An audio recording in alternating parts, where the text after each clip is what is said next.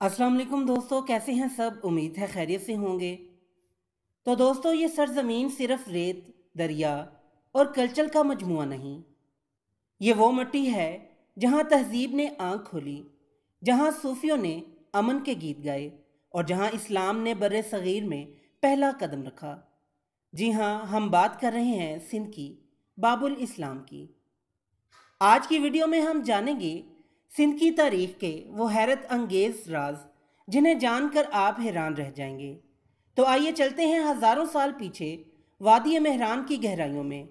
जानने के लिए वीडियो को एंड तक देखें और जिन्होंने मेरा चैनल सब्सक्राइब नहीं किया वो ज़रूर करें, ताकि इसी तरह हिस्ट्री से मुतल्लिक आपके नॉलेज में इजाफा होता रहे। तो चलिए दोस्तों, वीडियो शुरू करते हैं।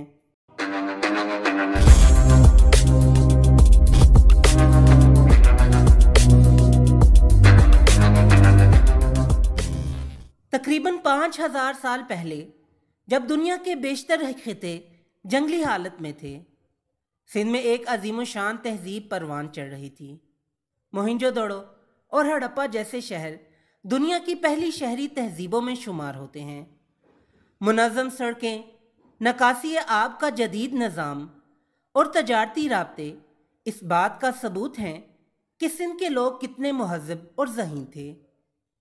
ये तहजीब इतनी तरक्की याफ्ता थी कि आज भी माहिरीन हैरान हैं। वादी सिंध की अजीम तहजीब के जवाल के बाद एक नई लहर ने इस खिते में कदम रखा। ये थे आर्या लोग, जो वसती एशिया से हिजरत करके आए थे। इनकी आमद से सिंध में वैदिक दौर का आगाज हुआ, जहां मजहब, जुबान और समाजी निज़ाम नए अंदाज से उभरने लगे। आर्या लोग संस्कृत जुबान बोलते थे और इनका मजहब बाद में हिंदू मत की बुनियाद बना। इन्होंने ज़ात पात का निज़ाम राइज किया, जिसमें समाज को मुख्तलिफ तबकात में तकसीम कर दिया गया: ब्राह्मण, कश्तरी, वेश, शूद्र। यह दौर आग और सूरज की पूजा, यज्ञ, कुर्बानी और देवी देवताओं के तस्वुर से भरा हुआ था। फिर एक तारीखी मोड़ आया।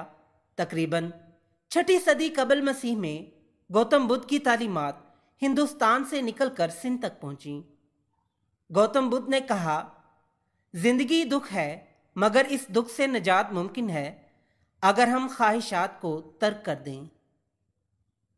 सिंध के लोगों ने इन तालीमात को हाथों हाथ लिया, क्योंकि बुद्ध मत ने ज़ात पात की तफरीक को मुस्तरद किया और सब इंसानों को बराबर समझा। थर, बदीन और मीरपुर खास के इलाके इस दौर में बुद्ध मत के मराकज बने। यहाँ स्टूपे, मंदिर और गारों में कुंदा तस्वीरें उस सुनहरी दौर की याद दिलाती हैं। तारीखी शवाहद के मुताबिक सिंध के राजा चंद्र बुद्ध मत के पैरोकार थे और यहाँ की दरसगाहों में न सिर्फ मजहब बल्कि फल्कियात, तिब और फलसफा भी पढ़ाया जाता था। साल 711 ईस्वी, एक 17 साल नौजवान जनरल मोहम्मद बिन कासिम अरब से सिंध पहुंचता है। राजा दाहर को शिकस्त दी जाती है और सिंध का दरवाज़ा इस्लाम के लिए खुल जाता है। इसीलिए सिंध को बाबुल इस्लाम कहा जाता है। यह सिर्फ एक फतह नहीं बल्कि एक नई तहजीब का आगाज था। मोहम्मद बिन कासिम के बाद सिंध एक मुस्तकिल इस्लामी खिता बन गया, लेकिन वक्त के साथ साथ अब्बासी खिलाफत की गिरफ्त कमज़ोर पड़ी और सिंध में मुकामी मुस्लिम ख़ानदानों का इक़्तिदार कायम हुआ। ये वो दौर है जब सिंध एक इस्लामी, इल्मी और सूफियाना मरकज़ बन गया। सोमरा ख़ानदान सिंध का पहला मुकामी मुसलमान ख़ानदान था, जिन्होंने ठट्ठा को अपना दारुल हुकूमत बनाया। इन्होंने अरबी, फ़ारसी ज़ुबानों को फ़रोग़ दिया और मसाजिद, मदारिस और खानकाहें तामीर की। उस दौर में इस्लामी फ़न तामीर और सिंध के मकामी सकाफ़त का खूबसूरत इम्तिजाज देखने को मिला। सोमरों के बाद समा ख़ानदान आया, जिसने सिंध की तारीख में नई रूपों की। उनके दौर में हज़रत शाह अब्दुल लतीफ़ भट्टाई जैसे रूहानी बुजुर्गों ने जन्म लिया। जाम निज़ामुद्दीन समा सबसे मशहूर हुक्मरान थे, जिन्होंने ठट्ठा को इल्म व अदब का गहवारा बनाया। ठट्ठा की जामे मस्जिद शाहजहानी मस्जिद और मकली का कब्रिस्तान वर्ल्ड हेरिटेज का यूनेस्को समादौर की अजीम यादगारें हैं जो आज हिस्सा हैं। वस्त एशिया से आने वाले अरगून और तरखान कबाइल ने सिंध में हुकूमत की और यहाँ फ़ारसी ज़ुबान और सकाफ़त को फ़रोग़ मिला।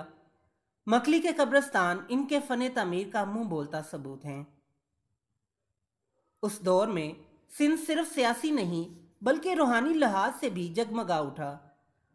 हज़रत लाल शहबाज कलंदर सेहून शरीफ और सचल सरमस्त रोहड़ी ने सिंध में मोहब्बत, अमन और भाईचारे का पैगाम दिया। उनकी शायरी में इश्क़ हकीकी, इंसान दोस्ती और खुदा की जुस्तजू की झलक मिलती है। जो इंसानों से मोहब्बत नहीं करता वो खुदा का सच्चा आशिक नहीं हो सकता। मुस्लिम दौरे हुकूमत में सिंध में मदारस, मकतब और इल्मी मराकज़ कायम हुए। फ़ारसी और सिंधी ज़ुबान में अदब तख्लीक हुआ और कुरान और हदीस की तालीम आम हुई। यह वो वक्त था जब सिंध इल्म, रूहानियत और फ़न का मरकज़ बन चुका था।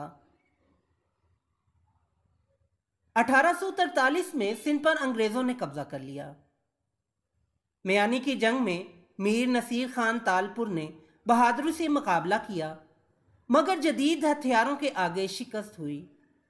अंग्रेज़ों के दौर में कराची एक बंदरगाह और बाद में दारुल हुकूमत बना, लेकिन सिंध के लोगों ने अंग्रेज़ों के खिलाफ आज़ादी की आवाज़ बुलंद रखी। जब 1947 में पाकिस्तान बना तो सिंध पहला सूबा था जिसने पाकिस्तान में शमूलियत की करारदाद मंजूर की। कराची को पाकिस्तान का पहला दारुल हुकूमत बनाया गया और लाखों महाजरीन ने सिंध की ज़मीन को अपना नया घर बनाया। सिंध ने सियासत, तालीम, सकाफत और सनत में पाकिस्तान की तामीर में कलीदी किरदार अदा किया। आज सिंध पाकिस्तान का दिल है। यहाँ की सिंधी ज़ुबान, अजरक, सिंधी टोपी, लोक मौसीकी और रक्स सब कुछ इसकी पहचान है। कराची पाकिस्तान का मुआशी दारुल हुकूमत है और हैदराबाद, लाड़काना, सक्खर जैसे शहर तहजीब व तरक्की की मिसालें हैं।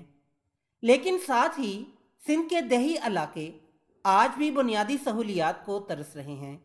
ये हमारी जिम्मेदारी है कि हम अपने माजी से सीखें और मुस्तकबिल संवारें। सिंध सिर्फ एक सूबा नहीं, ये एक तारीख है, एक तहजीब है, एक जज्बा है। ये वो सरजमीन है जहाँ वक्त रुकता नहीं मगर माजी कभी मर नहीं सकता। तो दोस्तों, ये थी आज की वीडियो पसंद आई हो तो लाइक ज़रूर करें और मेरे चैनल को सब्सक्राइब करें। फिर मिलते हैं एक नई वीडियो के साथ।